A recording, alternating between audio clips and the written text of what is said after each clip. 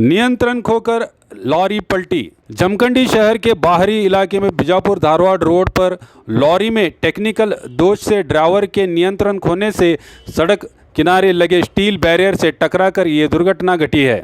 कहा जा रहा है कि अगर स्टील बैरियर नहीं होते तो बड़ी दुर्घटना हो सकती थी। अच्छी बात यह रही है कि इस दुर्घटना में किसी की मौत नहीं हुई है। ड्राइवर और क्लीनर सुरक्षित बताए जा रहे हैं। और खबरों के लिए देखते रहिए बी न्यूज नेशन।